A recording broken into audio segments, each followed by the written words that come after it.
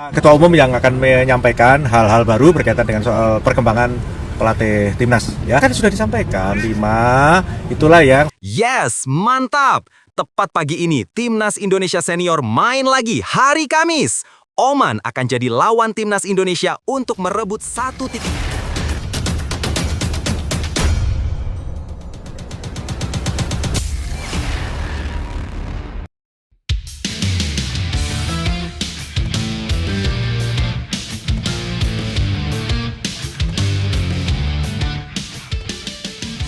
Yes, mantap! Tepat pagi ini, Timnas Indonesia Senior main lagi hari Kamis. Oman akan jadi lawan Timnas Indonesia untuk merebut 1 tiket otomatis ke Piala Dunia 2026. Apakah benar begitu? Begini faktanya, teman-teman. Tapi, Mimin minta tolong tonton video ini sampai selesai agar tidak ada kesalahpahaman yang terjadi. Dan tak bosan-bosan juga, tolong like dan share video ini ke media sosial kalian agar semua orang tahu apa yang sedang terjadi.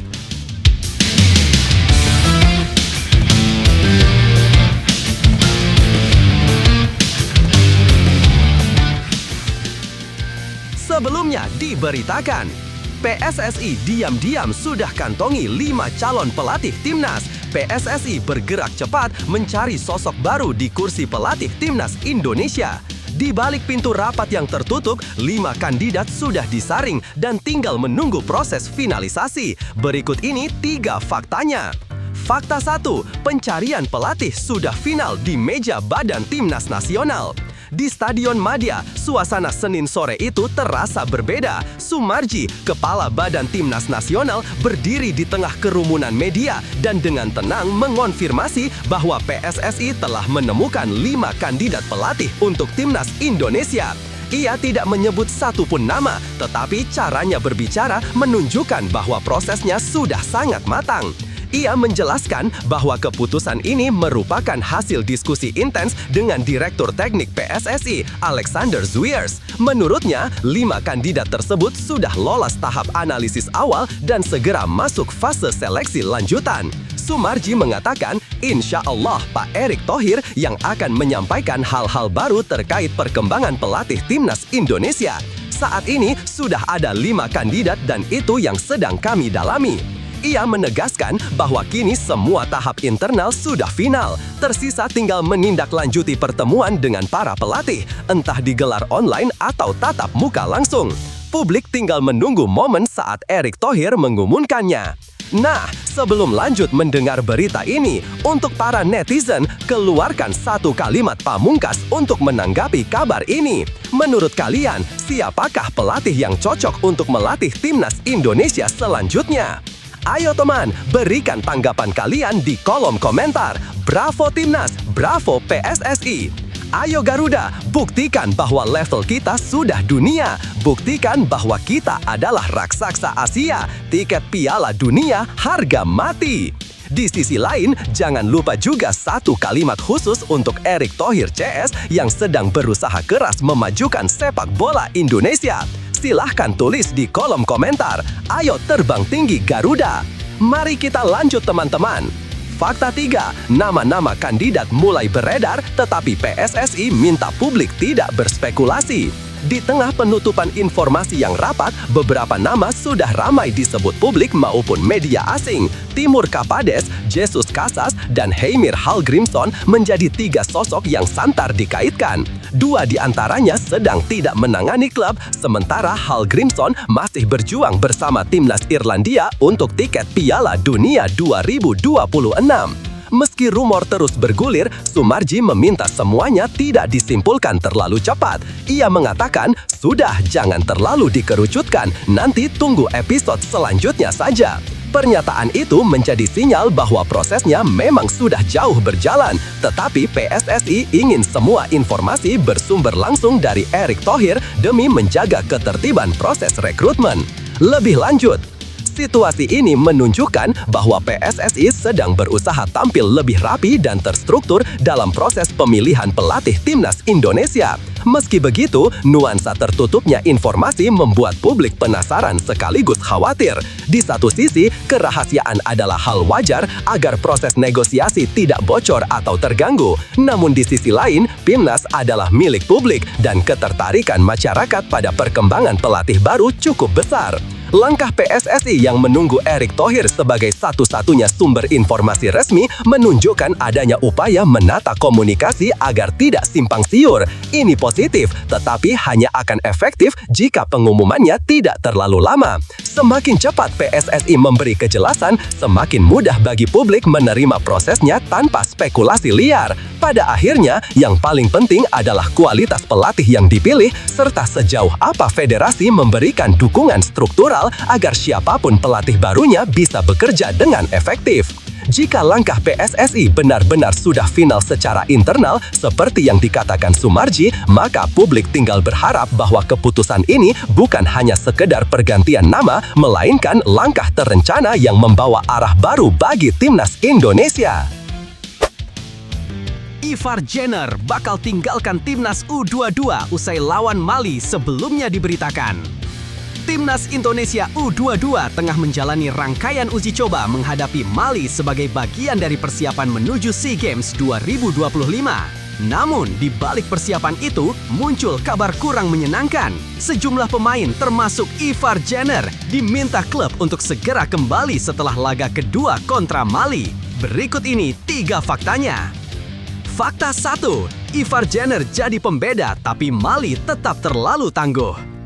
Kehadiran Ivar Jenner dalam laga uji coba pertama melawan Mali membuat timnas Indonesia U22 tampak lebih percaya diri. Dengan pengalaman sebagai pemain tim senior dan jam terbang di Eropa, Ivar menghadirkan warna baru di lini tengah. Ia menjadi figur yang mampu membangun alur serangan dan menenangkan tempo pertandingan. Namun kenyataannya, Mali tetap tampil dominan. Dalam duel pertama, Garuda Muda tumbang dengan skor telak 0-3. Tim asuhan Indra Syafri kesulitan mengimbangi fisik dan kecepatan lawan meski sudah diperkuat pemain-pemain terbaik yang tersedia. Duel kedua menjadi kesempatan terakhir sebelum komposisi tim kembali berubah akibat kepulangan beberapa pemain termasuk Ivar. Fakta 2, dipanggil pulang klub, Ivar harus tinggalkan TC lebih cepat.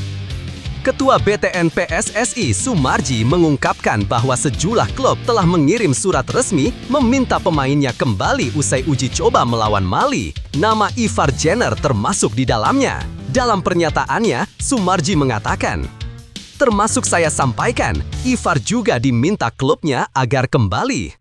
Ia menambahkan bahwa pihaknya akan melepas pemain yang memang sudah dipanggil klub. Dan pemain lain yang sudah berkirim surat resmi dan akan bermain di klub, mereka akan kami lepas. Artinya, mau tidak mau, Indra Syafri harus merelakan gelandang andalannya itu meninggalkan timnas U22 tepat setelah laga malam ini. Sementara skuad lainnya akan tetap menjalani pemusatan latihan hingga 27 November sebelum bertolak ke Thailand. Fakta 3, status Ivar di SEA Games 2025 masih tanda tanya besar. Kepergian cepat Ivar menimbulkan kekhawatiran lain. Apakah ia bisa memperkuat timnas Indonesia U22 di SEA Games 2025? Ia sendiri sudah menyampaikan kesiapannya untuk membela Garuda Muda jika klub memberikan izin. Namun, hingga kini, keputusan final belum diambil. Di sisi lain, Soemarji memastikan para pemain yang dipulangkan klub akan berkumpul kembali di Thailand pada akhir November. Tetapi status Ivar berbeda karena izin keikutsertaannya di turnamen masih belum jelas. Situasi ini membuat tim pelatih harus menyiapkan skenario cadangan bila sang gelandang tidak bisa tampil di ajang terbesar Asia Tenggara tersebut. Lebih lanjut, situasi ini menunjukkan betapa rumitnya dinamika pembangunan tim nasional ketika berhadapan dengan kepentingan klub. Di level usia muda seperti U22, kehadiran pemain berpengalaman seperti Ivar Jenner bukan hanya soal kualitas teknis, tetapi juga soal kepemimpinan, stabilitas, dan kepercayaan diri tim. Ketika sosok penting seperti itu harus pergi di tengah proses pembentukan tim, pelatih tentu menghadapi ketidakpastian yang tidak kecil. Di sisi lain, klub juga berada dalam posisi yang bisa dipahami. Mereka berinvestasi besar pada pemain, mengatur ritme latihan, kompetisi, hingga strategi jangka panjang. Ketika jadwal tim nasional tidak sepenuhnya selaras, gesekan seperti ini tidak terhindarkan. Yang sulit adalah menjaga keseimbangan agar kepentingan tim nasional tetap terjaga tanpa mengorbankan hubungan baik dengan klub. Meski begitu, situasi seperti ini dapat menjadi momen penting bagi timnas Indonesia untuk menguji kedalaman skuad dan ketahanan mental. Ketika pemain kunci harus pergi, kesempatan terbuka bagi pemain lain untuk melangkah ke depan dan menunjukkan kualitasnya. Dalam banyak kasus, justru dari momen krisis inilah muncul wajah-wajah baru yang akhirnya menjadi tulang punggung tim di masa depan. Roadmap Timnas Indonesia bikin gegar publik. Sebelumnya diberitakan, sebuah dokumen berjudul Roadmap Timnas Indonesia tiba-tiba beredar di media sosial dan langsung memicu kehebohan. Isinya memamerkan target besar seperti lolos Piala Dunia 2030 hingga memperbaiki ranking FIFA. Namun yang membuat publik tercengang adalah bentuk dokumen itu yang hanya 3 lembar dan tak jelas asal-usulnya. 3 faktanya sebagai berikut. Fakta 1, dokumen misterius yang tiba-tiba menghebohkan. Dalam beberapa hari terakhir, warganet dikejutkan oleh beredarnya dokumen berisi roadmap perjalanan jangka panjang Timnas Indonesia. Di dalamnya tercantum 3 target ambisius, yaitu lolos ke Piala Dunia 2030, menembus 8 besar Piala Asia 2027, serta mencapai peringkat 80 dunia pada 2030. Ketiganya terdengar seperti rencana besar sepak bola nasional, tetapi kemasan dokumennya menimbulkan tanda tanya. Hanya 3 lembar tanpa penjelasan detail atau struktur pengembangan jangka panjang. Dokumen itu menuai kritik karena dinilai terlalu ringkas untuk ukuran perencanaan menuju turnamen besar. Publik mempertanyakan apakah benar PSSI menyusun dokumen sesederhana itu atau justru ada pihak lain yang membuatnya tanpa proses resmi. Fakta 2, Sumarji menepis mengaku tak tahu asal dokumen. Ketua Badan Timnas Indonesia Sumarji langsung buka suara ketika kabar dokumen ini semakin membesar. Ia menegaskan belum mengetahui asal-usul roadmap tersebut dan meragukan bahwa dokumen itu berasal dari internal federasi. Menurutnya, jumlah halaman yang terlalu sedikit menjadi alasan kuat bahwa dokumen tersebut bukan produk resmi. Saya belum bisa menjawab dan tidak akan berkomentar terkait hal itu, ujar Sumarji saat ditemui awak media di Stadion Madia, Jakarta. Ia juga meminta publik tidak buru-buru percaya sebelum mengetahui sumber utama penyebaran dokumen tersebut. Kata Sumarji, hingga sekarang dirinya belum mendapat penjelasan internal mengenai keberadaan roadmap itu. Tanyakan sumbernya pertama dari mana. Saya juga belum tahu karena memang belum dikasih tahu, ucapnya. Fakta 3, publik menunggu versi resmi PSSI. Meski dokumen itu sudah telanjur viral, PSSI hingga kini belum mengumumkan roadmap resmi terbaru untuk pengembangan Timnas Indonesia di semua kelompok umur. Pernyataan Sumarji semakin memperkuat dugaan bahwa dokumen 3 lembar yang beredar bukanlah produk federasi. Situasi ini membuat publik menanti kejelasan dari PSSI terkait rencana jangka panjang yang sesungguhnya. Dengan antusiasme terhadap sepak bola nasional yang terus meningkat, masyarakat berharap roadmap resmi nanti hadir jauh lebih komprehensif dan mampu memberi arah jelas bagi masa depan Timnas Indonesia. Lebih lanjut, situasi ini menunjukkan betapa sensitifnya isu perencanaan Timnas Indonesia di mata publik. Begitu ada dokumen yang beredar, meski belum jelas asal-usulnya, antusiasme dan ekspektasi langsung muncul karena masyarakat memang haus akan arah pembangunan yang konkret. Di sisi lain, viralnya dokumen 3 lembar itu sekaligus memperlihatkan lemahnya komunikasi resmi PSSI. Ketika federasi belum mengumumkan roadmap yang sah, ruang kosong informasi mudah terisi oleh kabar yang belum tentu benar. Respon Sumarji yang berhati-hati sebenarnya wajar, tetapi ketidakpastian yang muncul membuat publik bertanya-tanya, jika dokumen itu bukan milik PSSI, lalu di mana roadmap resmi yang seharusnya diumumkan? Situasi ini seharusnya jadi momentum bagi federasi untuk memperbaiki transparansi, menyampaikan rencana jangka panjang secara terbuka, dan memastikan masyarakat tidak dijejali spekulasi yang hanya menambah gaduh. Publik butuh kepastian, bukan kehebohan dadakan. Skandal naturalisasi Malaysia meletup. Sebelumnya diberitakan, kasus naturalisasi bermasalah yang menyeret 7 pemain timnas Malaysia kini melebar hingga mendapat sorotan internasional. Bahkan, salah satu media Inggris menyinggung nama timnas Indonesia ketika membahas kekacauan dokumen yang membuat sepak bola negeri jiran terguncang. Berikut ini 3 faktanya. Fakta 1, gelombang skandal 7 pemain Malaysia terjerat sanksi FIFA. Skandal ini bermula dari klaim bahwa 7 pemain asing memiliki garis keturunan Malaysia sebagai dasar proses naturalisasi mereka. Nama-nama yang terseret antara lain John Irazabal, Facundo Garces, Rodrigo Holgado, Imanol Machuca, Gabriel Felipe Arocha, Joao Figueiredo, dan Hector Hefel. Mereka sempat tampil membela timnas Malaysia dan direkrut oleh sejumlah klub dengan status pemain naturalisasi. Namun semuanya berubah ketika FIFA turun tangan. Setelah melakukan penyelidikan, FIFA menemukan bahwa para pemain itu sama sekali tidak memiliki darah Malaysia. Mereka berasal dari Argentina, Brasil, Spanyol hingga Belanda, sehingga dokumen yang diajukan pihak federasi dianggap tidak valid. Kesalahan ini bahkan diakui langsung oleh FAM yang membuat sanksinya tidak bisa lagi dihindari. Akibatnya, para pemain dijatuhi larangan bermain selama 12 bulan dan denda. Klub-klub pun bereaksi cepat, kontrak diputus, dan masa depan mereka mendadak gelap hanya dalam hitungan hari. Fakta 2, FAM akui kelalaian dan bentuk investigasi independen. Setelah badai kritik menyuruak, FAM akhirnya tampil dan mengakui adanya kesalahan teknis dalam proses pengajuan dokumen naturalisasi. Federasi mengatakan bahwa dokumen para pemain itu diajukan dengan klaim silsilah keluarga yang tidak benar dan kesalahan itu lolos tanpa pemeriksaan yang memadai.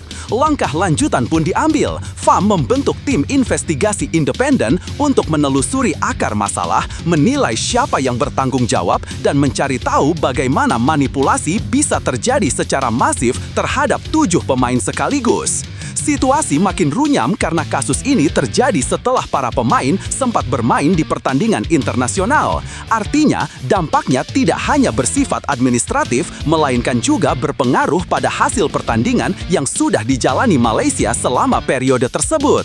Fakta 3, media Inggris soroti Indonesia naturalisasi sukses tanpa melanggar aturan. Di tengah kekacauan itu, sebuah media Inggris angkat bicara dan membandingkan situasi ini dengan proyek naturalisasi timnas Indonesia. Dalam laporannya, The Guardian menulis bahwa timnas Indonesia kini menjadi kekuatan terbesar di Asia Tenggara berkat keberhasilan menjalankan naturalisasi pemain dengan benar. Timnas Indonesia disebut berhasil membangun kekuatan baru lewat proses naturalisasi yang sah, terbuka, dan sesuai regulasi.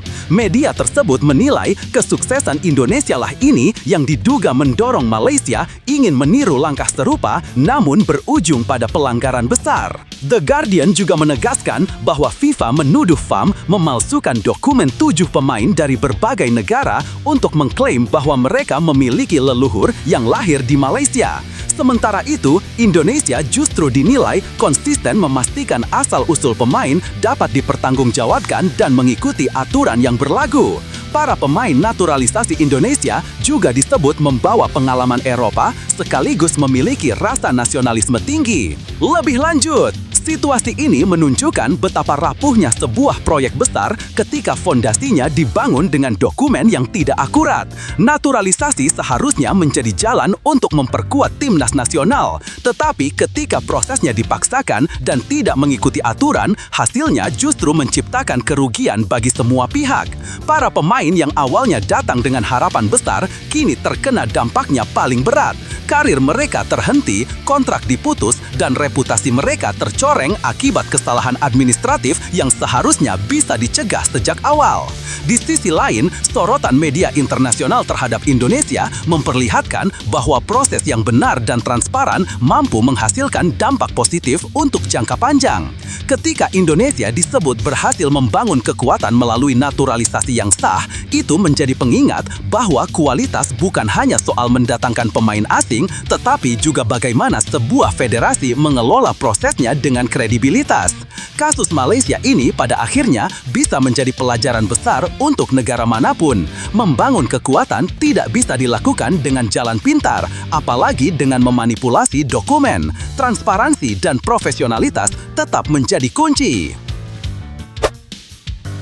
Timnas U20 Indonesia kembali menantang Mali pada leg kedua uji coba setelah tumbang 0-3. Pertandingan di Stadion Pakansari ini bukan sekedar laga balasan, tetapi ujian mental bagi Garuda Muda yang ingin bangkit.